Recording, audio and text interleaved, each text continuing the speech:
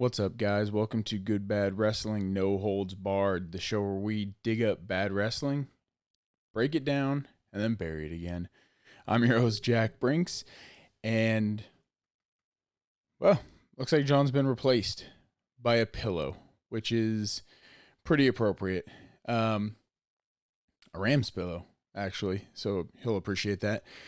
What we have this week is something special. As everybody knows, there's been a lot going on, and contrary to a lot of people's beliefs, John and I actually work regular jobs, regular people jobs. We are not superhuman. We're not superstars. I mean, we kind of are, but we work regular jobs and weren't able to get to you guys and get an episode out this week. So what we want to do is something a little different and special. Many of you know, or some of you might know, that we have a sister episode, a sister podcast, Good Bad to the Sequel, where John and Danielle, his girlfriend, they break down some of the best, worst movies that have ever been made. And I frequently jump on with them and make a little guest appearance. So on August 31st episode last year, we break down and destroy and roast the 1989 pro wrestling classic No Holds Barred with Hulk Hogan and Tommy Lister Jr. So what we want to do this week for Good Bad Wrestling is share that episode with you guys. So sit back, relax. If you can, go pop in, pause, go pop in your VHS copy of No Holds Barred, the movie, and follow along. All right, guys, I hope you enjoy, and we'll see you next week for a brand new episode. Peace. What's up, guys? Welcome to Good Bad to the Sequel, the show where we have a good time watching bad movies and we decide once and for all whether they are good, bad, or just bad. I am your host, John Sargent. I'm Danielle. Jack Brinks. Yeah, right. Wait, no. All right. It's just Sean. Brock Gisler. Well, we've got Sean in the house, and he's putting on his wrestling name today because and socks. And Zubas. Hell yeah, brother. This podcast is unofficially brought to you by Bang Energy Drink and Zubas Clothing. Hell yeah, brother. Oh, wait, go on. That's going to happen a lot today. Oh, I'm already on coffee, son. We love these products a lot, and we hope that they one day give us money. But the reason they come up today is because we are covering 1989's No Holds Barred, starring Hulk Hogan. Let me tell you something, brother. And we can't freaking wait to get into it. Before we do that, though, let me tell you guys, you can find us on Instagram and Twitter at The Good Bad Show, and you can subscribe to the show anywhere you download your podcast. If they got ear candy, we're there. Apple, Spotify, the whole works. And what we want from you guys is a 5-star review. And we want it to be mean and nasty. We want 5 stars, but we want you to tear it into us like your mother-in-law. Wait. What? Wait, who? Hold on. Who's staring into who? They're turning into us. So wait, who's the mother-in-law in this situation? Say stuff you'd say to your mother-in-law. Okay, wait. Hold on. Say something wait. You would say, or I would say to my mother-in-law. Because I say a lot of stuff to my mother-in-law that most people don't say. That's the point. Just pretend you're doing a Mean Gene interview. Yeah. Let me tell you something, brother. Alright, so let me give you guys the synopsis for No Holds Barred. Basically, Hulk Hogan is really getting outside of his comfort zone as an actor, and he's, going real deep into being a method actor and playing a character that's very far from his real... Nah, this is a fucking movie about Hulk Hogan being Hulk Hogan. He's the WWF champion in this movie as Rip'em. Ripping Randy. I don't know what Randy does. Why is Randy part of the... Oh, we're definitely gonna get into that. We're gonna break down the entire movie for you guys. Then we're also gonna give you some awards. We're gonna give you a bold statement, which is our kind of stance about the movie. We're going to give you our worst line, our best line, who had the worst performance in this movie, who was the most valuable player in this movie. We'll tell you which moment we thought was unredeemable. We'll tell you what was our favorite thing. We're going to give you a better title, and then we're going to determine whether or not it was good, bad, or just bad. All right, you guys ready to play? Ready. Okay, so... Start button. Oh my god. This movie comes out of the gate swinging. So, you hear Mean Gene and Jesse Ventura. So if you're not a wrestling fan, we're probably going to get into some terminology and some characters and some people that you're not aware of unless you saw the movie, because two of the three of us are huge wrestling fans. This is true. I'll let you guess which one it is. This is all true. But you get Mean Gene Okerlund and Jesse Ventura, and they're commentating a match between Rip and what was the guy's name? Like Bullet something. I thought it was Iron Mike Sharp. It was. Was it really? Yeah. All right, it looked like it looked like him with eyeliner, except moose. But he didn't have it before. He didn't have his little wrist gauntlet thing, so it kind of threw me off. But I was like, that kind of looks like Iron Mike Sharp. Moose in his hair and eyeliner, and that makes him Moosin'? Moosin'. Moosin'? A flock of moosin'. Buxton. But Jesse Ventura was full fucking form Jesse Ventura with the Rick James beaded hair. Like he when it showed him, I fucking died. He's okay. So Gene Okerlund is being Gene Okerlund. Jesse Ventura is being Jesse Ventura, and they filmed it at WWF house show. They call it the WWF. The title is the current, at the time, WWF title belt. Why isn't Hulk Hogan Hulk Hogan? I thought that too. He's playing Hulk Hogan, except for the stupid hand sign thing. It was like the Jimmy Snuka with like the one... I gotta say, I practiced it last night. The whole time I'm watching, I'm like, how do you do this quickly? Like, we don't need to get into your bedtime stories here, sir. Your wife might be listening. It's a crooked shocker. The bent shocker. It's the rip 'em hand sign. And he does it throughout the movie, but in this first scene, he does it endlessly. He's like in a sleeper hold, and in order to get out of it, he makes both hands do the hand sign, and his brother's doing the hand sign. Like that's supposed to be the defining characteristic that makes him not Hulk Hogan.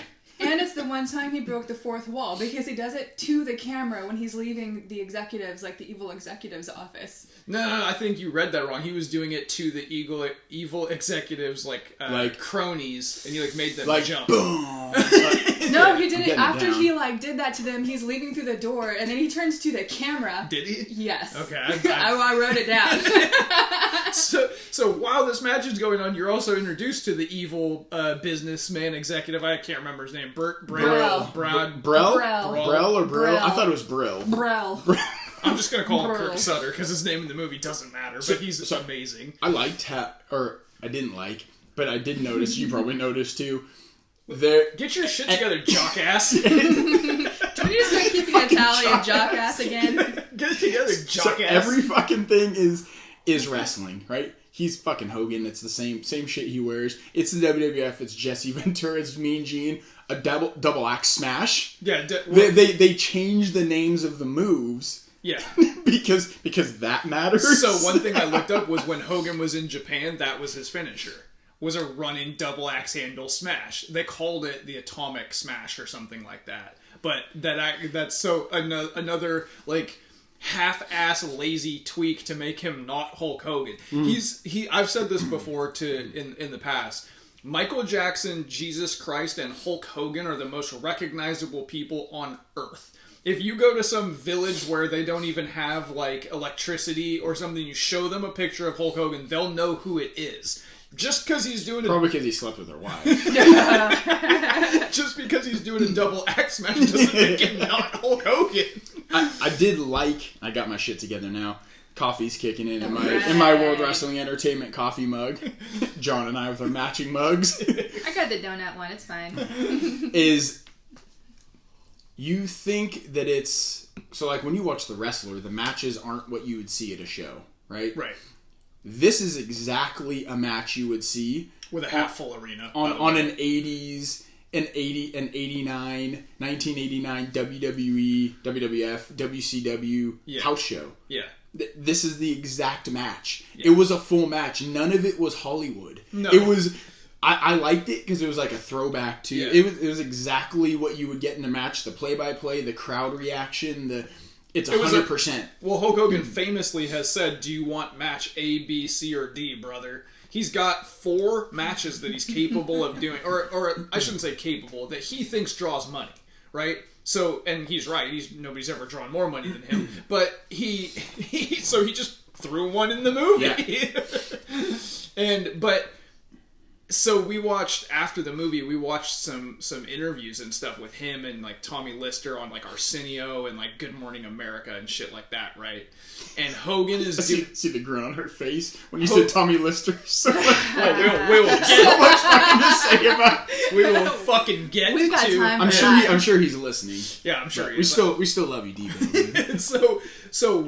On almost all of these interviews, someone tried to get Hogan to admit that wrestling was fake. They tried to like bait him into it. They were like, "Oh, you're acting, but you're used to acting, aren't you?" And he would very calmly and cleverly circumvent that question and be like, "Yeah, I'm in front of cameras all the time, blah blah blah blah." But in 1989, they still wanted people to believe that wrestling was real. They were making so much money. They were doing so much coke and steroids that they thought that this movie would come across as like the same way that Rocky does, where like that fight, we're not even out of the first scene yet. Yeah. that fight was like epic. Yeah. It was so bad. Half-ass montage. Yeah, so we do meet Burl.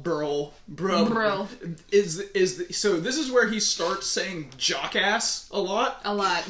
And a lot. He also says something about he says every time this jockass strips down to his sweet nothings, these sweat hogs go white. What the fuck is he talking about? And that's wrestling. And then he tells Janet, go take a piss. Take a leak. Take a leak. And she like very sad. She basically fired, right? That's the way he fired her. You skipped, I think, one of the most important... For me, one of the most important... We're still in the first scene. But the beginning, the Hogan growling... I mean, Rip's growl... Oh, yeah.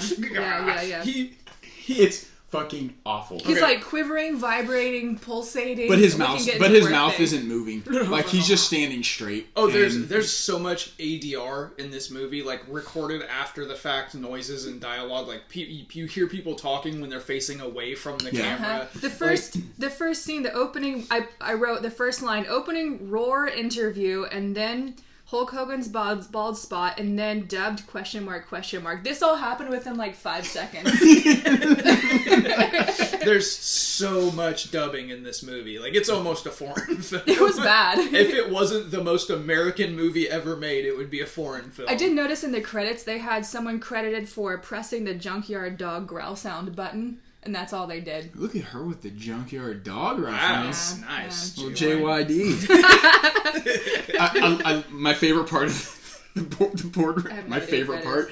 He smashes the glass on Rip's face. Yeah. And it's just maniacal, evil music. Yeah. That was. So, did you notice who did the music in this movie? No. Jim Johnstone, who has been making, up until recently, WWE entrance music since the early 80s. Wow. So the guy that made... I love the music. All the famous entrance music, Ultimate Warrior, the whole deal, that's who did the music in this movie. And at points, I thought it was really good, and at other points, we'll get to the big fight finale of the movie, it was so bad. Because he's never done a movie before. I love when Rip goes to the meeting at the office. Yeah. And he's in full spandex. This is his street attire. Right. Full spandex. Matching. Headband, red and black headband, full spandex bodysuit, weight belt, and wrestling boots. Yeah. Everything. Going to a fucking meeting. Wait, is a weight belt a thing wearing that looks like a half corset that laces up? Yeah, it's really weird. That's a It weight was belt? like a weight belt. Well, but normally he wears like an actual weight belt, and there is one part real quickly when Randy's in the hospital where he's wearing like Zuba tiger print Yeah. pants and an alligator weight belt. Yeah. But We'll get to that's that. what But- prompted me to wear the Zubas. so you think that it's hilarious that he would show up to a business meeting again wearing black and red spandex weight belt and wrestling boots? What if I told you he went on Arsenio Hall wearing the exact He did. same It thing? was the same thing. It wouldn't surprise me at all. Either he took it from the movie set or he showed up to the movie set in his own clothing. No, that he looks took like that. it from his closet. Yeah, that's where it came at from. his house. And he takes, the No one lives the gimmick more than Hogan. Nobody in the history of wrestling. At this point, he's been doing it so long that it just is him. You know what I mean? He There's no Terry. he formulated his himself, his formative years, just being Hulk Hogan. He just is Hulk Hogan. Yeah. So the point of that scene is that Kurt Sutter, the Brel, wants him to be part of his network, but Hogan wants to be part of his own network. Do they ever mention what is the network that Hogan's currently on? No, I don't think It's so. the Rip. something Sorry, Rip, not television. I'm gonna say Hogan all day. Yeah, I mean, I've got Hogan written down everywhere. Something television network, or they don't say what yes. they do. They don't say what kind of shows they have. Like, he wants Rip on the network, but in what capacity? Yeah. I want Rip. He just wants him. For, He wants for ratings. what? You don't. I thought it was a. I thought this was going to be like a, because I haven't seen this in years. If I've seen it all the way through, I thought it was going to be like a spin off the Monday Night Wars, except that was later, so it doesn't. I guess that wouldn't count, but Yeah. So he gives him a blank check. And yells at Rip, he and just- then looks at his stooges, and the stooges are like, "Oh yeah, that's how you do it." His pink lipped, slack jawed stooges, glassy eyed, lily livered, spineless. Whatever's the opposite of jockasses. He hires them. and Flots him and Like- jets him. he bows up to Rip, who is the original Hobbs. He's the original, yeah. like, The Rock, right? He's the largest human being, second largest after Zeus, human being on the planet. And so Rip takes the check and stuffs it down his mouth, and he has a line right here that I thought was awesome. He goes, "I'm not going to be around when this check clears." That was a pretty good line.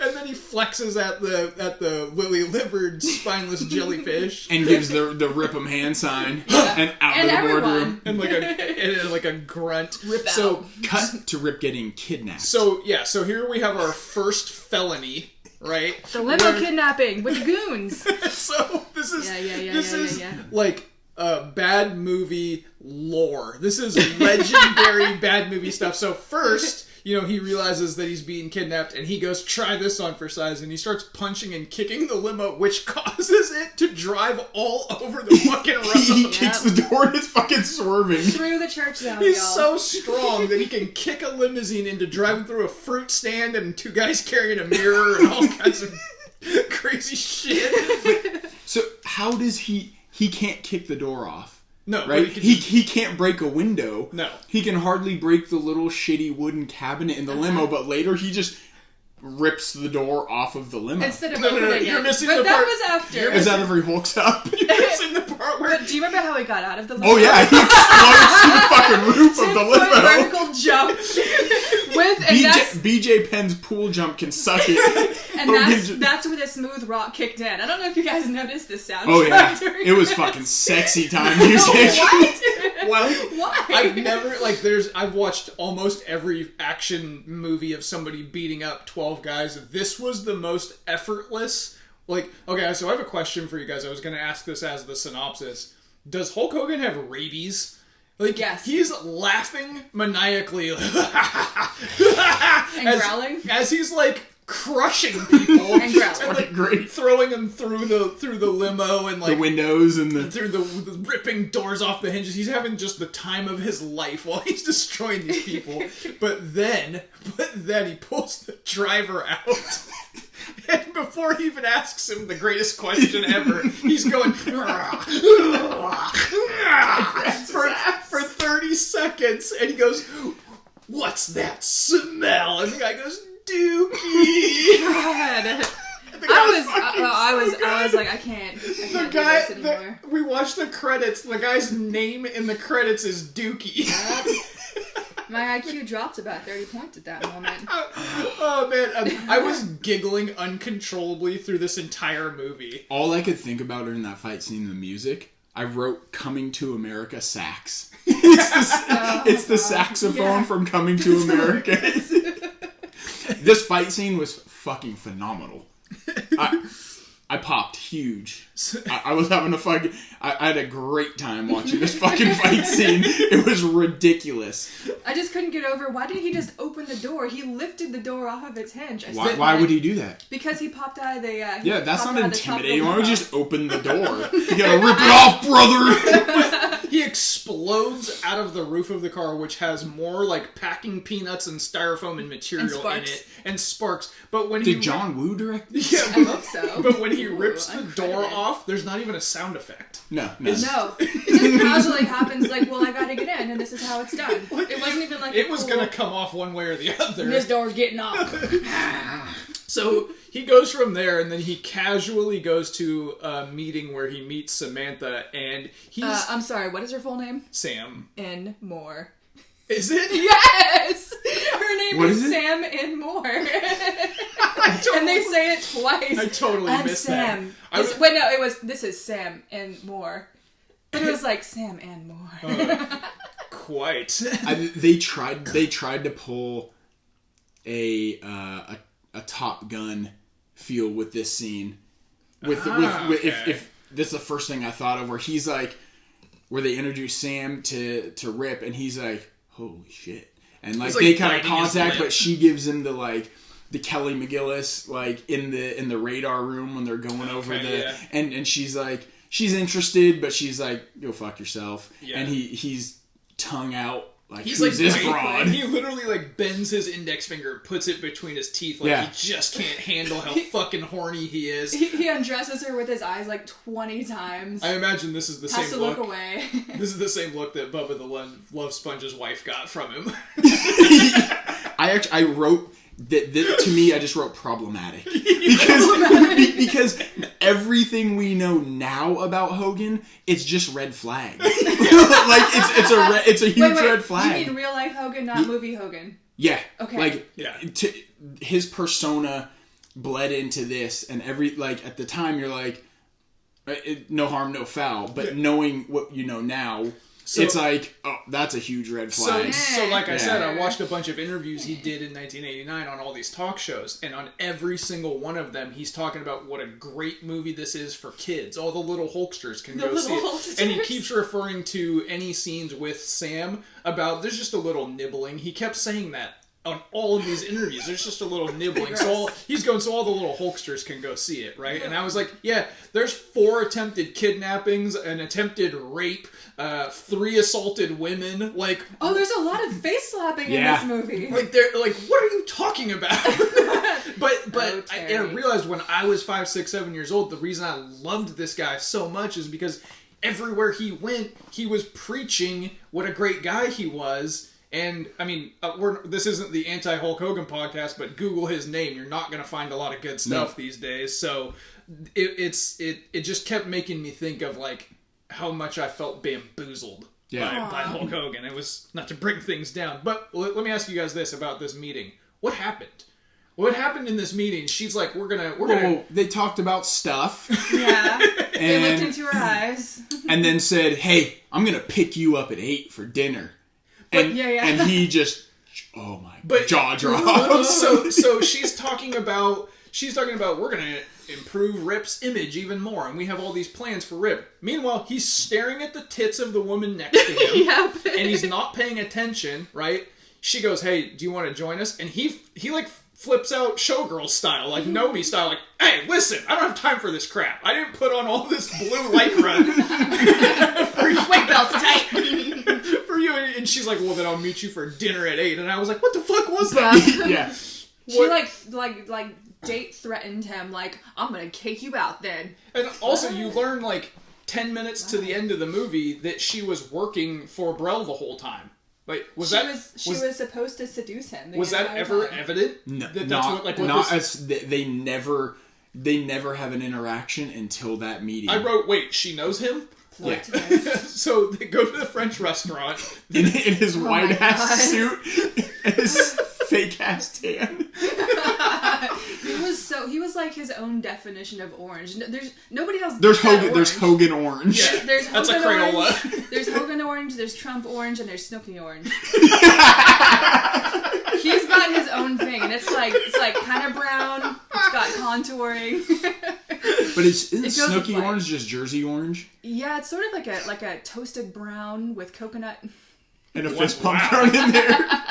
That sounds like it smells better than I'm sure it actually does. Yeah, it smells like, you know how when you get a used car and it has an old air freshener under the passenger seat? No, I've never. And it's sort of like a banana shape and it has a palm tree on it. And it's sort of like coconut. Where do you buy your cars but from? It also has like a leftover like Twizzlers wrapper on it. That's what it smells like. That's the one. So the joke here is that he's a giant muscle-bound buffoon, so clearly he couldn't possibly know anything about a French menu. Well, yeah, the entire restaurant. Well, actually, I guess she and the snooty waiter and the guy's like, okay, the director's like, be a snooty French guy, run with it. And he's like, okay, I'll just make some shit up and just whatever kind of caricature I can think of. Did you guys happen to hear what was on the legit French menu that he couldn't possibly know about? It was quiche, escargot, and hollandaise. Yeah. Like, on asparagus. Basically breakfast. Who came up with this French menu? This is the menu that he couldn't possibly understand. And then he says one sentence in French, and they're like, oh, this is a well-traveled Renaissance man. Well, the wait staff or the kitchen staff comes out and they just lose their shit. They're like, oh, it's Rip. Yes! And then you find out this is like Rip's restaurant. Yeah, this is his regular place. This is Rip's spot. Well, he didn't wear his best whites for nothing. His whites. Then we go to the bar. Okay, so can we just say I need to go to this bar? To go so badly. There's booze? I wrote best dive bar in history. Okay, let's set the scene for people who haven't seen this movie. It's a shop, right? It's a car shop. They do oil changes. It's the Double Deuce on fucking steroids. There's a tattoo chair. Yeah. There's tires stacked up There's in the corners. There's a midget in a cage. There are things randomly sparking in the corners and a lot of rednecks. Oh, it's fabulous. So then there's dogs tied up in the bathroom. there's a junkyard guard dog. There's a boxer with like a metal chain in the men's bathroom. There's a waitress that just automatically assumes that these guys are supposed to be at the gay bar across the street. I wrote down that line. Are you cops? All right. Well, you must be looking for the gay bar. Gay bar's across the street. Wait, what? And then there's the two guys that are fighting in the center of it for sport. And then there's the giant redneck who is the waitress's brother, who is the loudest cheerer. And I wrote down Larry the cage fighter guy. Yeah. He just spits chew on the guy's foot. The waitress was credited as Squeaky. Squeaky waitress. Ah, yes. And the whole time is Yeah, no, she's fucking loogies. she never spits. She just keeps it in. Oh man. But the little spineless lily-livered jellyfish gets up and he's like, I gotta bleed the old lizard. that was his being tough guy. Not one person in the history of Earth has ever said that sentence. Would you guys like to know why there's so much weird dialogue in this movie? I don't know. Because McMahon wrote it? Real writers wrote this movie, and Vince McMahon he's the owner of WWE, and if you don't know who he is, look him up. Vince McMahon and Hulk Hogan didn't like the script. Vincent Kennedy McMahon. They didn't like the script, so they got a hotel room and they rewrote it in 3 days themselves. They're the producers, and they are the producers. Doesn't surprise me at all. So this is how you get things like bleed the old lizard. And go take a leak.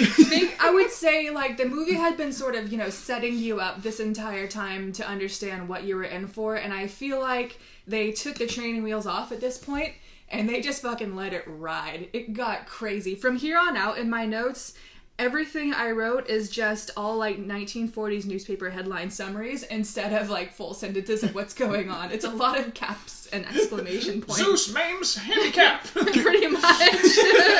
So they go to the bathroom, right? One guy has to pee. The other guy is so worried about his buddy that he's like, man, you gotta pee? Like, he's worried that he has to pee. Are you sure you want to go in here? They're talking shit about the patrons. Fucking Larry the cage fighter guy. Larry the cage fighter guy comes out of the toilet, goes to fucking beat him up, and he looks at their dicks. And he says they ain't worth beating up because of their small dicks. You got He teeny said, weenies. what do we got here? A teeny wiener. You guys ain't even worth it. What? And then, was this before or after they crossed streams? This is... Oh, this is right after they pee on each other. They crossed streams, then pissed on each other, and then they barely registered So it. dicks out. They're just flipping out about how dirty the place is. Don't touch anything. Don't worry, I'm not going to touch anything. They piss on each other and don't talk about it.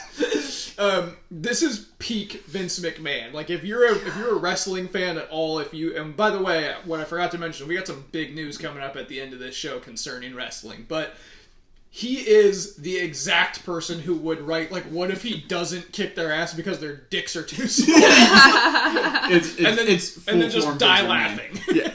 Just die laughing. So this whole series of events gives Brell the genius idea for a TV show.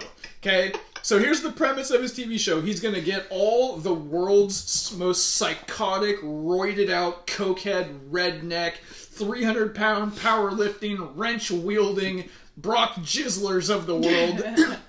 And he's going to have them fight each other. And he's going to call this TV show Battle of the Tough Guys. Like, did you stop at the first idea for the name of the show? Like, he was just like, yep, that's it. Like, I have this genius idea for a show, but the name is the fucking worst. And why was it like a public outdoor press conference too? He did like a political like gubernatorial announcement like outdoor press conference to tell people about it. Because this is a big network. We don't know what they do. It's just a big network. Couldn't fit them indoors. I wonder if this is the same network that shows up to the Goddess show in Las Vegas and Showgirls and wants to like 10, 15 cameras interviewing the dancers. Yes. Like both of these movies would just have you believe that the entire media gives a shit about what's happening. But you can tell it's McMahon. The names of the fighters. You got Brock Chisler, Klondike Kramer, Lug Wrench, Perkins, Bulldog McPherson, Rebar Lawless. I wrote them all down. Yeah, I had to make a list for the fights. It was great. Lug Wrench Perkins. I think this is the point where I said I can't write fast enough. I was fucking This was exciting. dying. It was great. Like, can you imagine a crossword puzzle just of these guys' names? You guys want to try making up your own fighters? Yeah. What do you got, Danielle, for a fighter? Let's see. I've got Sin Splinter. Sin Splinter? Yeah, that's pretty good. Oh, that is pretty good. I've got Dip Prixton. That's amazing. I'll go Balls Testes. Balls McBalls. Fuck, I got nothing right now. You put me on the spot. Okay, here. So it's like choosing your stripper Puke name, right? Cockler. Basically, you choose. He's gonna puke. He's gonna puke. You gotta choose a weapon. Okay, so it could be an animal, like a high school mascot. Wait, what? No, like a bulldog or a tiger or a shark. Swinging a badger around? Face off. gotta have- Face off. Uses a fucking dove as a weapon. Yeah. You gotta have a tool, so it could be a lug wrench. A teeny weeny. There you go. You got the teeny weeny eagles. You should make for your Instagram page like a wrestling name. Oh yeah, a no holds barred wrestling name name creator. Yeah, definitely tweet at us at the Good Bad Show or get in our DMs on Instagram at the Good Bad Show and let us know what your fake Battle of the Tough Guy name is. So you have Bulldog McPherson versus Klondike Kramer with Klondike Which Kramer's is a classic, by the way. Klondike Kramer's 3-foot-long armpit hair. Did anybody else notice that? He was spraying it down. See that? It's hanging so that I gross. shit you not 18 inches from his armpits. I was paying attention to the fact that he was spraying hairspray in his mouth. So they're fighting. Fucking door kicks down. Oh my god. The best entrance. Like, Just I was all fucking about and it. slow motion, and everybody stops what they're doing, and he's wearing a prison outfit, like they with his prisoner quote. I'm doing air quotes like you guys can fucking see it. His prisoner number on it with the sleeves ripped off. Zeus grabs a waitress by the face and fucking picks her up and throws her through a barrel. The very first thing Zeus does is assault a woman. Yeah, it's a bad time. You're like, they let you know right off the get-go, this guy's bad news. This was in 1989. Women were disposable back then. And Bro goes, let him fight. And he just gets in and crushes the two people that are in there. And then you're just like, oh shit. Now we're on a ride for Zeus versus Rip, and I'm fucking all about it.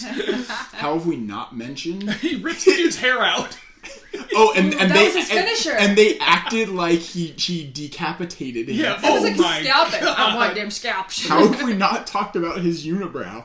His Okay, because one-sided, partial, scarred up, drawn on. his asymmetrical Oh unibrow. my god. Like, they took the hair he was missing from his left eyebrow and put it on the side of his head to make a Z. It's worse than the unibrow in Dodgeball. Wow. Yeah, it's a bad brow. He legitimately does have, like, I'm not sure what it is, if it's like a fake eye or just like a dead eye or lazy eye or whatever, but that's real. Like, if Debo's always had that. But they chose the side with that eye to cut half his eyebrow off to just make sure you're really focusing on that. It was real bad. You should have seen the other guy. After he beats the shit out of everybody, he growls at the TV, Again. and him and Rip have a stare down through the TV. Rip automatically... Rip is never called out. No one mentions him. He has no clue who Zeus is until Charlie... What are you doing over here? I just couldn't help myself. He's just worried. Charlie says that he knows this guy. Charlie is a trainer. Oh, you mean the trainer from Mike Tyson's Punch-Out? Yes. that he trained Zeus, who's also... I guess he was Rip's trainer? Yeah. I guess that's the whole... Charlie is Rip's trainer. The whole point. And then he used to be Zeus's trainer. Was Zeus's and trainer. they just stare down But he through the couldn't control TV. him. Yeah. Then he stare killed the down guy. through the TV. They lock eyes through the TV. and this isn't going to get my award for best line, but I wrote it down phonetically that Zeus, his best line is he says that 12 times in the movie. But like 18 octaves lower. Are you saying that Zeus is more man than I am? No. I didn't say anything. Oh, I might be sensitive about that. So. Hey, look, buddy, you got two eyes, so you meet my standards. So we've established that Rip is a cultured Renaissance man who goes to fine French cuisine and eats things such as hollandaise and quiche. But then he takes Sam to the best spot, and it's like some country ass diner. Yeah, it was. Where they're listening to Hank Williams Jr. and he knows the waitress who says if she was 20 years younger, she's clearly younger than him. And then he stops a robbery with pies. Yeah, he was. Fucking, Food fight. so he's throwing How many pies. fucking pies does this place have? I think 8. So he throws pies at the robber who's wearing a face mask. Yeah. But he's wearing the mask from Face Off that sucks the face off of the fucking... So they're both wearing these. He's throwing pies at the dude's face. He takes the mask off halfway through pies being thrown at him, so then his face gets hit by pies. Of course it does. Food fight. He doesn't want to get blueberries in his mask. He has a gun. 2 guys with guns. Rip yells, "Everybody get down!" Picks up a bar stool. Yep. They don't look at him once. Yeah. And he has time to tell everybody to get down, pick up a bar stool, and throw it at one of them. They have not seen him once. He's wearing teal from head to toe. Oh my god. Oh, this was his ocean line, wasn't it? His ocean Waves? motif. Waves? His waves, yeah. Did you guys notice how greased up he was for this food fight? No, so I did, but I also noticed that as soon as the fight was over, he more grease? wasn't greased I also anymore. noticed Like that. he spontaneously sweats That's and his fat and de-sweats. grease. So I had a problem that popped up in this scene too. Oh, did you? I did. Bookmark. That goes back to, so Awesome. he starts hugging on Sadie, the waitress, and everybody, might get in trouble these days, but the majority of the people in this restaurant are black, and they start cheering for him. Yeah. Did the problematic Hogan dropping the N-bomb? Yeah. The N-bomb pop into your head too? So like I said, this is not an anti-Hulk Hogan podcast, But- Google his name and you'll find some stuff where he dropped some N-bombs while he was banging his best friend's wife. But if you're a wrestling fan and you followed this, like you said, he was an icon when you were a kid, Yeah. and you feel cheated and taken advantage of. It's the same with Cosby. You get the same feeling from Cosby. Yep. Like it's just it's tainted. So then you see this and you're like, like. Well, it's this thinly veiled, like, propaganda, right? Yeah. Like, there's a checklist of ways to make somebody a good guy, and nobody knows how to do that better than Vince McMahon and Hulk Hogan, right? And, like, it's the same, this isn't, I'm not trying to get political, but it's the same thing as a politician being like, like, trying to get the black vote, basically.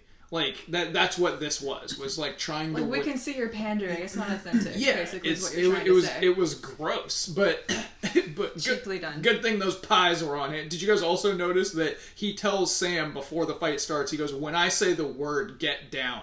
By the time he's finished that sentence, he's out of his chair.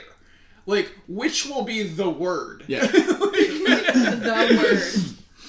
And then they have to get a hotel room together. Oh boy. Holy shit Oh balls. boy. So That was cute. Oh, this was so uncomfortable.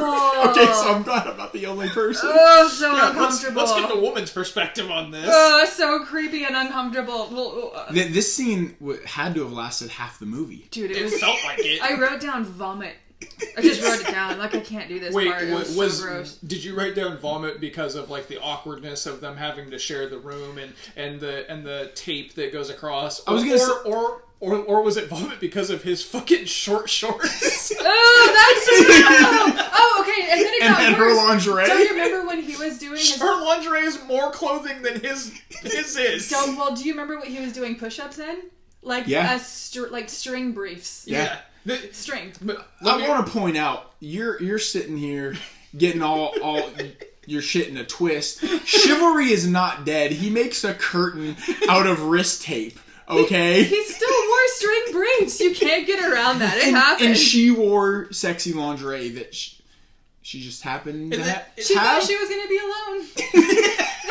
So you just wear that when you're alone? Well, maybe she was gonna get on Pretender and find herself a back page like Pretender? that night. Is that a Foo Fighters song? And so he starts doing push-ups on the bed, which wakes her up. And then he's like aggravated that she woke up and is looking like down the barrel of his butthole while he's doing Oh, push-ups. That was the most uncomfortable. So what is the joke there, right? Because she wakes up to the bed rocking back and And forth. him huffing. You're only supposed to infer that he's jacking it That's it. feverishly, right? Like fever. Or he's got someone in bed. Like it's one or the other. If you're in bed and a 400-pound Yeah, Bubba the Love Sponge's wife. and a 400-pound monster is jacking it on the other side of the curtain, You're gonna look. but like he's going around on Arsenio going like, "This is a movie for the kids." Nope. They're like, "No, that is a jack off joke." And oh god, that was just that whole thing. And then he gets all like he gets on the bed and it breaks and she rolls to him and he's doing the chivalrous like hands in the air Keanu Reeves style, "I'm not touching you," and she loses her like cool about it, and he tells her, "I'm going to sleep in the lobby couch because you build more walls than I ever could." And I was like, And the couch has a better sense of humor than you do. Yeah. Well, okay, so she's like a 110-pound woman who finds herself in the arms of this 400-pound guy who like barks and huffs on TV. So of course she like makes it known that she's a little bit uncomfortable with it, and he makes her feel like shit about it. He's like, "Fine, I'm out of here." But is she uncomfortable? Yeah. The whole back Don't and forth worry, while it worked. she's brushing her teeth with ears against the door. And Wait, she's brushing her teeth in the bathroom. Yeah. She's talking to the mirror. This is the third mirror talk scene we've had on this show. She's brushing her teeth in the bathroom where there's a sink. He's brushing his teeth in the bedroom and also mouthwash. What is he spitting into his gym bag? What the hell was going on right there? What happened when he swallowed the mouthwash? Yeah. Was that when she walked out? Yeah, she walked out and he gulp. Yeah. The look on his face looked like someone stuck their finger in his ass. She checked his oil. And then she's just in a meeting with Burrell. And again, I was like, wait, what? And he slaps the shit out. So when he did that, I wrote 2 assaulted women because the girl that got thrown into the peanut barrel. Oh, yeah. And then later on, I would cross that out and write 3 in. And she goes to console, or she goes to be consoled to Rip, and then they're just a couple. Yeah, and now they so their first kiss is interrupted by the TV, and he just looks away, and she looks on at the TV too, as if they've been together for 3 months now. Their first kiss was a 4-year relationship. Yeah. Middle of the day kiss. Yeah. I was like, wait, I thought I missed something. Okay, so little girls were taught back then that if the guy wants it, then eventually the girl will just want to have it too. He tried so hard, so it worked on her, and now she's fine with it. Yeah, I guess so. That's what I wrote down. Thinking. I wrote down, they kiss now? Yeah, gross. I wrote down vomit again. This was the awkward. Oh wait, no. No, we skipped a couple scenes. So what? I did. Not every scene in this movie is worth talking. No, about. it's not. It's not. They're in the middle of their we're already in a very comfortable relationship makeout session, which is just whenever an athlete is this huge, it's just weird to see them with a regular sized woman. It's just weird. You just can't help but visualize what might just go on. Odd, right? So, but then Zeus is on the TV and he lays down the challenge, and we can't talk enough about Zeus. We've hardly talked about him, but so we've talked a lot about Hogan's attire. Zeus's attire is fucking epic. It's pretty fabulous. His gigantic steel belt buckle and his chainmail tank top. Yeah, his chainmail tank top built to fit. That was impressive. We can talk off air about his 3 stages of attire. What? Why? What do you mean? We have future Yeah. ideas. But he. Oh, you mean on a different air? Yeah, his character develops from kind of nothing to something a little better to final form, and you're like, all right, I'm all about this. Okay, so when he shows up with the gigantic metal shoulder pads on, I wrote down something, Danielle, that you might take beef with, and the listeners might have beef with it too. This hurts me to say it, but I believe it in my heart. Zeus would fuck Shonuff up. Yeah, he would. No, he would smash him. Zeus would crush Shonuff, glow or no glow. Shonuff's your boy. I wrote Debo plus Road Warriors plus Shonuff equals Zeus. It was pretty epic. It was Mad Max to the max. So here, I don't know if you guys knew this, but No Holds Barred is a shared universe with another movie. No. I believe that Zeus is the tethered from below of What? Debo What? from Us. Zeus is Debo's Us. That's fascinating. It's the original MCU. I want to go to that He world. speaks like this. I know. I want to go there. Rabbit Raw. He's definitely Debo's Us, and Debo's already a fuck, so Zeus is even worse. Even more fucky. The tethered. And I don't remember what scene this is in, but I just noticed in my notes I have written down so much satin. Oh, yeah, they were matching. They were matching. You skipped a huge part. I know not all scenes are worth talking The millennial about. training camp? Get it off your chest, man. This is therapy. you skipped, so we went straight to the final fight, but... No, I was just commenting. the art So, of the clothing. So, real quick, the awkward... relationship after guy tries to kidnap Sam and Hogan fights the guy with his motorcycle. Oh, the hired rapist? Yeah. That was a rapist. That was a That's an hired attempted rapist. rape. This was after millennial training camp. So It was. Don't you remember? He was with the little kids. And he's like, "You're both winners." yeah, and Zeus shows up on the helicopter to challenge him. Zeus helicopters into the barbecue. And Rip takes the pussy approach and doesn't accept the challenge. He just growls live. Yeah. And the kids are like, I think what was supposed to happen there was that they were challenging him to fight right then and there. That was kids.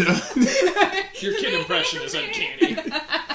I think he just didn't want to fight right in front of the kids, which is the little Hulksters. Because it's a movie for kids. Yeah, it's a kids movie. Yeah. He's doing the right It's thing. a kids movie. Now back to that attempted rape. So after he fights the guy with the God, motorcycle, he goes to Sam. Fights him with a motorcycle. Fights him with a motorcycle. Let's not gloss over that. What was the tree line? Do you remember the line about putting him into the tree? Yeah, he said something. It's in the trailer also, like, me and you are gonna make friends with this tree or some shit. What? So he goes back to Sam and he holds her and says, "Are you crying?" You got real emotional. I had a real hard time with Do you this. need a minute? He goes, Triggered? "God, I hate it when you're hurt or scared, you know?" And she goes, "Yeah, I know." Wait, what the fuck? You hate it when she's scared or hurt? When have you once seen her? I guess when she got smacked by Brill. Yeah. But like her scared or hurt is a common thing. It's happening to her frequently now. She getting beat up in this thing. She's just a magnet for drama. He's got to ditch her. He's into it. So now you get Randy, Rip's brother, going to the steel mill because he wants to get a Zeus good, versus Rebar. He wants to get a good look at Rebar Zeus Lawless. to try to scout him in case Rip ends up fighting him. And he gets, caught by Burrell, and Burrell drags him over to Zeus, and he goes, "Zeus, guess who this is?" And Zeus goes, "I don't guess." You know what? These are life lessons from a real hero. I don't guess anymore either. Either I know or I'm out. I just a little bit about me. I hate when somebody goes, "Guess what?" Because I don't want to guess either. Yeah, So just tell me. I'm on Debo's side, but I didn't know it was an option to just opt out. And say, "I don't guess." I don't guess. I guess if you're a 400-pound behemoth, roided up, cockeyed, wearing a chainmail tank top, you get to not guess. I did. I think I got my high school diploma torn up because I watched this movie. But I did learn. Yeah, a lot. But I did learn a life lesson. I don't have to guess anymore. It's true. So Yeah. I feel like I'm maybe 2 steps ahead. Did anyone else make a note about the scream that Zeus did when he was holding Randy's face? I was used to it by then. But it was like this high pitched, like yeah. I was like, So what the weird. fuck is happening right now? Rabies. He really enjoyed hurting Randy.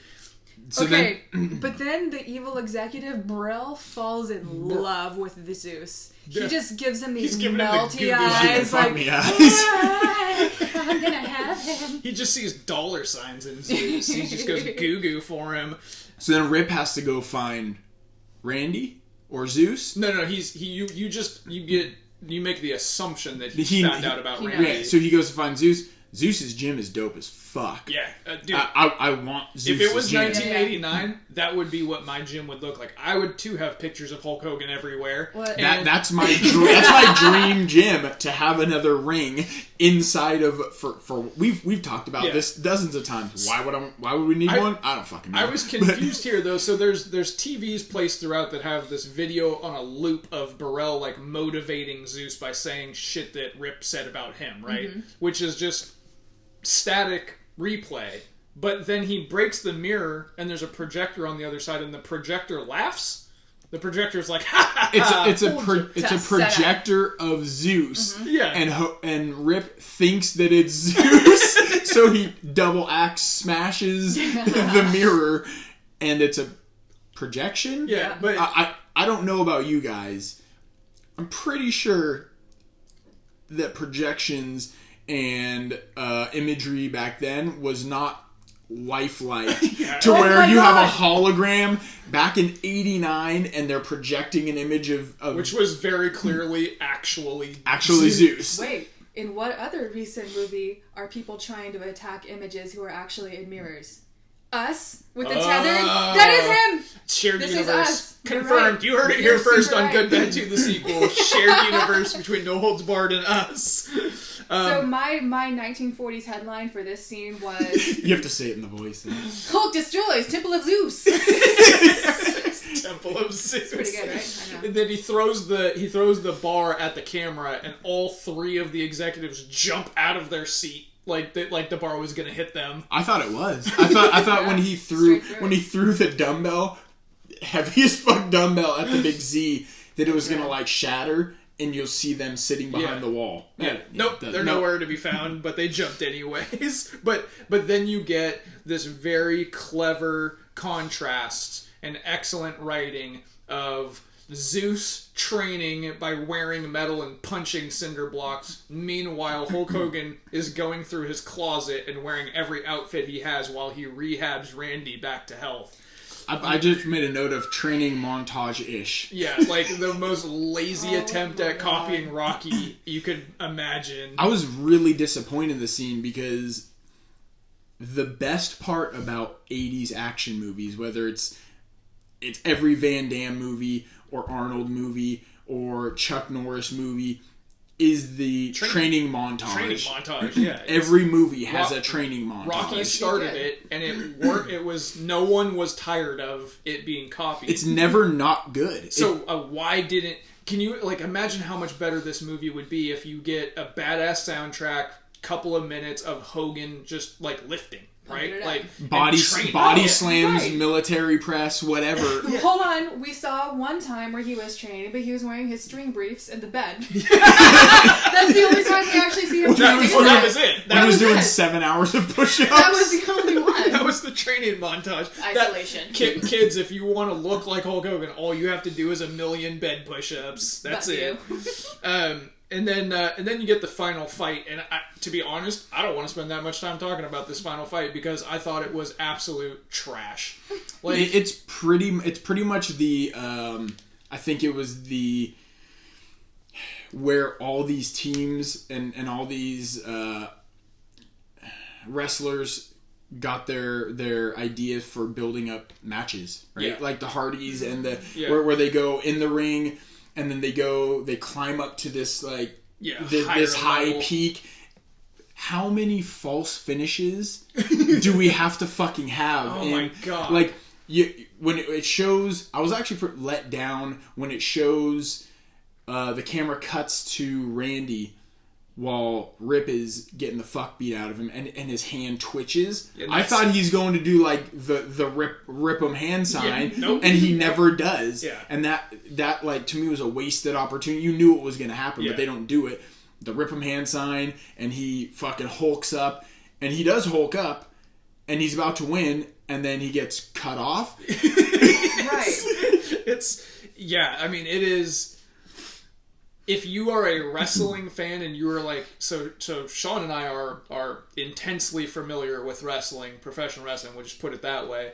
If you're not, then this is just a really, really bad fight scene. It's really long. It's a bad wrestling match, which makes it just doesn't lend itself to being cinematic. And it is. It's really long. Yeah, but did you notice that all of the audience members dressed in their best prom wear were really into this whole thing? Well, if you little going down the rabbit hole a little bit wrestling wise, if you go back to some of the older wrestling when the AWA and stuff when they when they started their TV stints. They were in small studios, and people dressed up. Wow. Yeah. It was because it was TV was new, kind of newish, and some of this stuff was on old black and white TV, when TV started. But when it started to build its popularity before this, it was and there was all the territories. They had the ones that had shows. It was in little 200-300 people studios. And it was a big deal. Wait, what decade-ish was this? 70s, 80s. I mean, wrestling is a big part of the reason why television succeeded in the 50s. In the 50s, when TV became into most households, wrestling was the thing that people watched, and late-night TV shows, talk shows. That was pretty much it. And then in 60s, 70s, 80s, it was some of the most watched stuff on TV still. So, and then, but territorially. Then you get to Vince McMahon buying the WWF and taking it globally and ushering in cable and pay-per-view, and it blows up even more and sees it's probably its highest peak. So if you take the real life and then just cinemify it a little, it's not that far-fetched for people to be like dressed up, you know what I mean? But Prom style. Well, if you actually look into, and I think it's interesting. People look at wrestling like it's like a freak show. It's not popular. It's not a thing. But if you look back, especially in this area in Sonoma County, it was huge. California was a hotbed for it was a wrestling huge for a long territory. time. So they used to have it at the fairgrounds, sold out. Sold out. The building holds 4,000 people. Palace, but the Cow Palace, the territory here was one of the biggest. Yeah. In the 50s, 60s. The Rock's grandfather, Peter Maivia, was like the man in California, in San Francisco. Pat Patterson, Briscoe, like it was a huge deal. I feel like you guys need to have your own wrestling podcast. Hey, that's a great idea, Danielle. Interesting segue. Yeah, maybe we'll circle back around to that. So, anyways, back to Zeus. Hogan defeats Zeus. Is Zeus dead? I think die? So I'm just confused here. So at one point in the fight, Zeus rips a pole off. Yeah, dude. He tries to put it through Rip and misses, and it goes into the mat. It's a child's movie. And it's a child's movie. That was disturbing. And but it's still in the middle of the mat, standing straight up. Then he falls into it. 8 poles fall down, by the way. They do the Brock Lesnar Big Show ring collapse spot. That was my favorite part. So I've got another question for you guys because this movie raised more questions than anything. So Burrell, whatever the fuck the bad guy's name is, Burrell. He's got several kidnappings attempted. Yes. Mm-hmm. Yep. There's a rape for hire. Mm-hmm. Yes. He struck a woman. Yes. Yep. Mm-hmm. This is illegal fighting, by the way, right? These are all crimes. Yeah, because back then I think everything had to go through athletic commissions. Sure, right. Yeah. So it's not sanctioned. These are all crimes and mostly felonies. How are we going to end this movie? Let's just electrocute him to death. What? Why? Well, just have him arrested. That would have been a fine ending. Like, yep, you're off to jail, rich guy. You're not rich anymore. I would have felt pretty satisfied. No, they fucking killed him in this movie for the little Hulkster. I have three headlines that cover the last 15 minutes of this movie. It goes, neck brace agony, Hulk wins, evil exec gets fried. So neck brace agony. Randy. I wrote down Randy. Breaking news. Randy. I wrote down it's okay to kick somebody in a wheelchair if you put them in the wheelchair. Yeah, because humor and fun. That's not immoral. So my whole opinion of this movie was flying high until the final end scene, the end fight, and then it plummeted. But then as soon as the credits rolled and the song "No Holds Barred" kicked in, my opinion went right back up to where it was before because that song is amazing. I love that song. All right, that's pretty much it for the movie. Before we get into our awards, I've got a announcement that we've been teasing and joking about, and I want to give you guys some shout-outs on social media. So the shout-outs on social media is just Instagram today, and there's 2 pages on there that show some love for old school wrestling, so you guys should go check them out if you're into that sort of thing. One of them is at WWF_the_Federation_years. The WWF the Federation years. And then the other one is at WWF Golden Era, all one word. Both of them spend their days showing love to old school wrestling and Macho Man and Hulk Hogan and all that stuff that we grew up on and love. So go show them some love. The other thing is the big announcement that we've been talking about. GoodBad 2 is pregnant, and it's having wait, what? How did this happen? As a podcast, it's pregnant and it's having a baby, and that baby is it going to be a soccer player? Yes, it is. No, it's going to be a fucking professional wrestler. The new podcast is called GoodBad 2, No Holds Barred. And Sean and I are going to do a shorter version of the podcast. We're going to talk about the shit that happens in professional wrestling that is good, bad, and good God Almighty, is there a lot of it? That's endless. And it could be just Oh, that's somebody's. endless. It could be an attire. It could be a whole match. It could be a pay-per-view. It could be just a segment. It could be Mae Young giving birth to a hand. So that is. You never know what you're gonna get. There is going to be a wrestling version of Good Bad 2. Get your vaccinations before this one comes out. And you can follow on Twitter there at GB2 Wrestling. So keep your eyes peeled for the new podcast that's wrestling related. All right, you guys got some awards for this movie, No Holds Barred. Yeah. All right, let me hear your bold statements about the movie, Danielle. You're gonna need to renew your GED. Did this movie really make you dumber? Yes. Dumb and. Dumb and dumber. I apologize for forcing you to do these things. Sean, what's your bold statement? My thesis is pretty simple. 80s pro wrestling meets 80s action movies. Yeah. That's Yeah. to me Yeah. good That's accurate. bad movies don't get much better. This is good bad as it fucking Yeah. gets. But It's picture perfect 80s wrestling for the little bit of wrestling that it has, and it's full blown 80s action. Yeah. Like it's the good and bad of both. and the fight scenes, the like non-professional wrestling, like out in the world limo fight scenes and stuff, those are a ton of fun. Yeah. Because they incorporated wrestling type stuff into it. So, you know, if your star is a professional wrestler, he can coordinate a fucking fight scene. Mm-hmm. The problem is the professional wrestling scenes, Yeah. which don't translate to a movie. But yeah, the limo and like stuff like that, those are all really fun action 80s fight scenes. My bold statement is, this is what happens when you combine millions of dollars with cocaine and steroids. Like, you just get people growling and greased up and covered in spandex and fucking leather and steel, just throwing weights and guys named Lug Wrench, and holy shit, this movie is the visual combination of money, steroids, and cocaine. It is Bathroom guard dog. unreal. Eyes bugging out and drool everywhere. Oh, so much heavy quivering. There was. Awkward. Well, not my fault. So the next thing we got here is worst line, Oh, and boy. this is written Ooh. by two psychopaths. Get your stinker. So Danielle, what is your worst line? I need you to do it with me. I do it with you. Yeah, ready? Okay. Are you ready? It's. What's that smell? Dookie. Yeah, because I'm not saying that word. I've already deleted my entire high school education. Let's not even talk about college. We're a lot of episodes in, and suddenly you're too good for this show. Yeah. Yeah, now you have standards and morals. I don't listen to this show.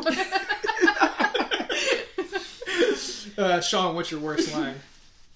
I want that jock ass on this network.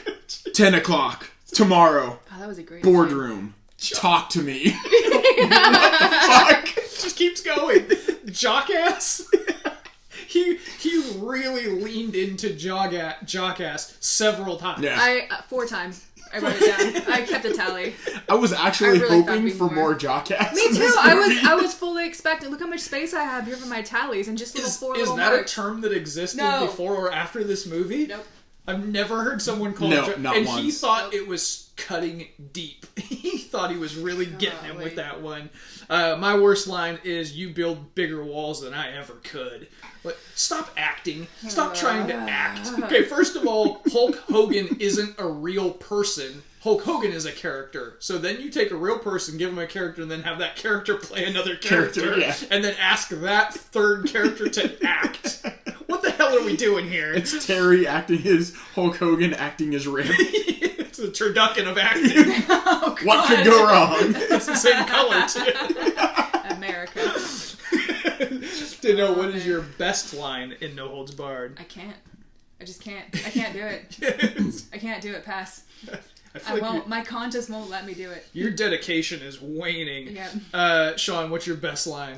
When they're in the bar, waitress comes up, they order drinks, and she goes, "I'd like to get laid, relayed, and parlayed, but that ain't gonna happen here, so what's it gonna be?" Golly. What? Parlayed? That was the best line of the whole movie. Do you see why I passed on this award? Do you see why I passed? Well, it was between that and you guys must be looking for the gay bar. The gay bar's across the street. And then they don't answer her, and she goes, well, come on. Like, wait, how did we get to this Oh, point? yeah, then they got ringside seats. Yeah. Not knowing what they the hell didn't they were respond, doing. and she's like, what are you waiting for? Let's go. Like, let me seat you. Snort, loogies. So I have a tie. I could not decide. I have written down, but that doesn't get it. No. And then, but my two-way tie is between I don't guess and every time this jock-ass strips to his sweet nothings for these sweat hogs. This is what we're working with. I think Sweat Hog is probably the best description of a wrestling fan. Sweat hog. Sweat hog. This is maybe the hardest choice of movie for worst performance because everyone hits it out of the ballpark in this movie. Yeah, I do. They're swinging. Can't even say it with a straight face. But Danielle, what is your worst performance in this movie? Neck brace brother. Yeah, Randy, I'm gonna second that. as a wheelchair neck brace sad guy trying to act from the neck up. I'm gonna second that. God. So just to put things in perspective, Randy shows up to the steel mill. A nameless, faceless security guard is able to drag him essentially by his ear over to where Zeus is, and then Zeus, I think, hit him once. I don't recall him like beating the shit out of him. And then he is paralyzed. I thought he was going to kill him. I thought he was going to kill him because earlier they talk about how he kills a guy. Yeah. So that is how easily defeated Randy was and paralyzed, right? Then he's sitting at ringside in his neck brace and wheelchair, and he goes, "Come on, Rip, try." Listen, motherfucker. You want him to try? God damn it. Yeah, I'm not a Randy fan. Not a Randy fan. Sean, who's your worst performance? I'm at a tie, and that's between Brill's henchman and the stare off between Zeus's cross eye and Rip's stoner eyes in the final fight when they go back and forth and stare at them. Just the cross eye and the like high as fuck face that Rip has. I thought you were gonna say the stare down between Zeus's cross eye and his regular eye. He's gone regular. If you're listening, Tommy, right. sorry. Oh my god. It's all in good fun. Danielle, who is your MVP? Rip's hospital attire. It was so, all of them? There were so many options. Okay, Sometimes he just changed his pants. I'm gonna piggyback. There was ZEUUUUUUS. It was different. They were all blue, right? They were all different. No. It would No, change, there was a purple. But it would be one color, right? He would go into the closet. And he's got the bandanas on the top shelf, and then he's got the sleeveless shirts hanging on the and the boots, and then in the dresser he's got the lycra pants. They're arranged in a rainbow. This whole movie, I was impressed that he could stop a robbery while wearing yoga pants. So I was like, wow. But, I mean, they're comfortable. But yeah, his hospital attires were spectacular. Yeah, they were. I'm gonna go back to the red tiger print with an alligator weight belt on in a hospital. It was magical. He's all trying to be serious and rehab his brother. Everyone's just looking at his outfits. While Zeus is punching bricks. I'm going to piggyback. I'm going to be the other side of that coin. My MVP is Zeus. We've talked about him a lot, but Zeus's attire is amazing. Like, he for those of you that aren't familiar with Bay Area sports, he is the epitome of the black hole at Raider games. Yeah. Like, all black and silver and steel and shoulder pads and unibrows and growling and screaming instead of speaking. Yeah, no ability to use the English language. Except for when he does speak, he whispers. Yeah. So just the wardrobe in general for this side of the microphone. Sean, what's your MVP? So going based off of your guys, like that really tries. Yeah, I'm going with Brill. He gives it his all. He's swinging for the fences for sure. Especially when you first meet him. Every word that comes out of his mouth in that first scene where he's like telling people to go take a piss. But this is him in every movie he's in. Oh, that guy crushes. Kurt Sutter is the man. This is another one of those movies that he's in Wayne's World. There's a ton of people in this movie. Mm-hmm. He always plays an exec. Yeah, he's always... That's just his thing. Yeah, And he's gigantic. Yeah, he's Yeah, a big dude. yeah. He's almost as tall as Zeus. I know. Well, he's almost as tall as Hulk as well. Like Yeah. when they were looking at each other, it was almost Yeah, eye like to damn eye. near eye to eye. He's a big dude. But yeah, he's amazing. He's one of the highlights of this movie for sure. Like he's so fun. What is your unredeemable moment, Danielle? I doubled up on this one. It's what's that? Oh come on! That's the most jiffable part of the movie. It is the worst. It is the lowest. It is taking your finger shovel and lifting up that tile in the basement and digging under it and hitting Wait, someone what? else's shit. Oh, It's bad. It's that bad. It's bad. It's really bad. It's really bad. Lost on that one. Not as bad as your analogy, Wow. but anyways. Sean, Told you this movie would make you dumber. It worked. what's your unredeemable moment? The sound effects of growling and yelling. It's cocaine plus steroids. It's the worst. A lot of heavy quivering. It's just it doesn't match with what they're doing. Like if the person was actually doing it, but it's like recorded after, Yeah. it's dubbed over, and Yeah. none of it. Yeah, the one guy's pressing the junkyard dog sound button. It's like watching a sci-fi movie of sharks, and the sharks are roaring like lions because there's plenty of them. It's like, no, that doesn't fucking happen. That's the movie Five-headed we're shark. covering next week, by the way. Six-headed, five-headed, or seven-headed shark? Which one? Sharktopus-nado. This is a children's show, Sean. Yeah, they sound like Hercules from The Sandlot. Ukuleles. Yeah. Hercules. My unredeemable moment I just have written down here: hotel bullshit. From the second. Ew.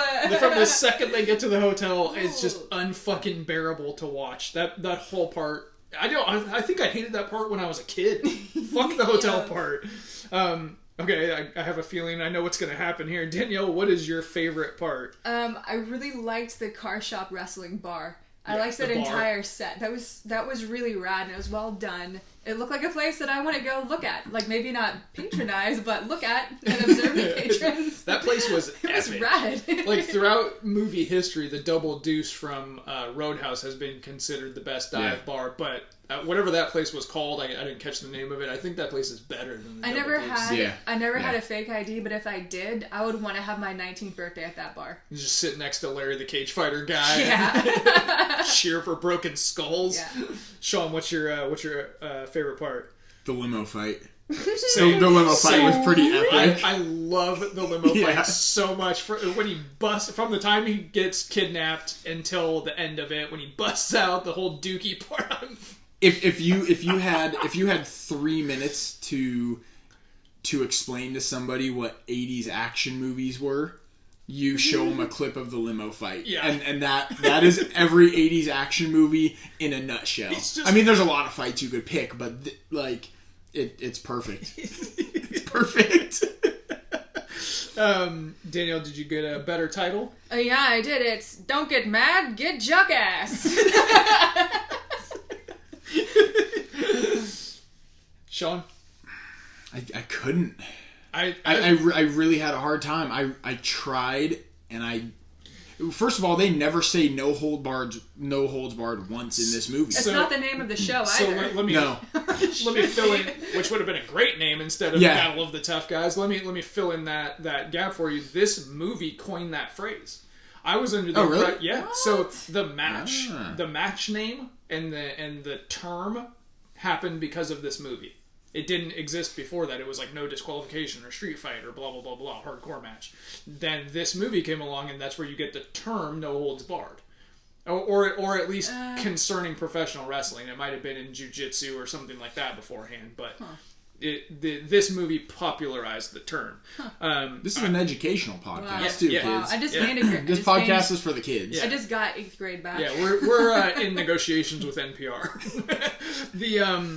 The better title was really hard for me too. I came up with Thunderlips' commercial for spandex. Thunderlips is his character from Rocky 3. Really? Okay, because my description of Hulk Hogan here was, I got three bullet points. Orange, bald spot, and Whoa! and upper lip flavor saver. Oh. It was so gross to look at. was so gross to That's look no at. good. I know. And it goes downhill. All right. It just started. I think we're going to be a split decision here, but is this movie good, bad, or just bad? It's good, bad. Whoa, okay. It's We're- ridiculous. That came out of left field. Wow, It knows what it is. It's having a good old time. It's terrible. All of the executives have like drawn on eye bags. I mean, it knows what it's doing. It's good, bad. I think this movie is actually a tie for me with The Last Dragon as far as the movies that we've covered that I enjoyed.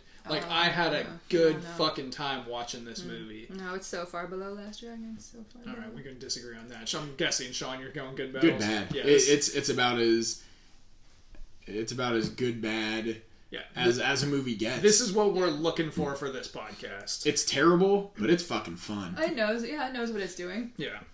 All right, well, that wraps things up for No Holds Barred, the movie, but keep a lookout for Good Bad 2, No Holds Barred, the podcast. Did you not do... Merchandising. Did you not do any of the...